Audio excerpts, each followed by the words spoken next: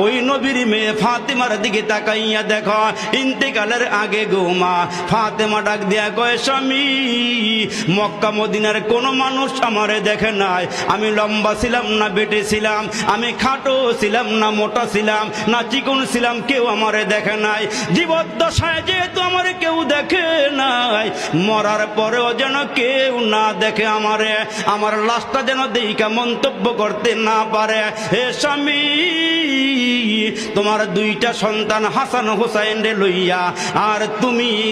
আর দুই হাসান হোসাইনকে লইয়া আমি মারা গেলে আমার খাটিয়াটা রাইখা জানাজা পইরা তিনজনে খাটিয়াটা কাঁধে উঠাইয়া আমারে দাফন করিয়া দিও দুনিয়ার কোন মানুষকে আমারে দেখাইও না হযরতে আলী ডাক দিয়া কয় ফাতেমা রে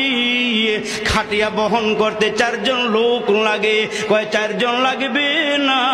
এ আমার স্বামী তিনজন হলেই চলবে মুসলমান যেদিন ফাতেমা দুনিয়ার থেকে বিদায় হয়ে যায় ইতিহাসটা অনেক লম্বা ওই দিকে যাওয়ার সুযোগ আমার নাই ওই ফাতেমা দুনিয়ার থেকে বিদায় হয়ে গেলে হযরতে আলী আল্লাহকে ডাক দিয়া কয় মাওলা রে ফাতেমা ওসিয়ত করিয়া গেছে যেন তিনজনে খাটটা বহন করে দাফন করিয়া আসি এই খাটটা তিনজনে কেমনে নিয়ে যাব হযরতে আলী হাসান হোসাইনকে নিয়ে বসিয়া আসি ইন্দিমে টাইমে বাইরে নজর করিয়া দেখে হযরতে আবু যর গিফারি রাদিয়াল্লাহু তাআলা আনহু হযরতে আলীর ঘরের দিকে আসতেছে হযরতে আলী ডাক দিয়া কয় হাসান হোসাইন রে ওই যে আবু যর গিফারি রে দেখা যায় কাছাকাছি আসলে পরে হযরতে আবু যর গিফারিকে ডাক দিয়া কয় আবু যর তোমাকে এই মুহূর্তে এখানে কে পাঠাইলো কে আসার জন্য বলেছে হযরতে আবু যর ডাক দিয়া কয় আলী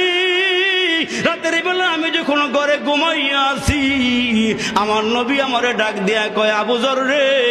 রাতের বেলা হে আবু যর দেরি কইরো না ফাতেমা মারা যাবে তার খাটটা বহন করার জন্য হাসান হোসাইন আর আলী ছাড়া আর কেউ নাই তুমি গিয়া খাটটা বহন করিও এটা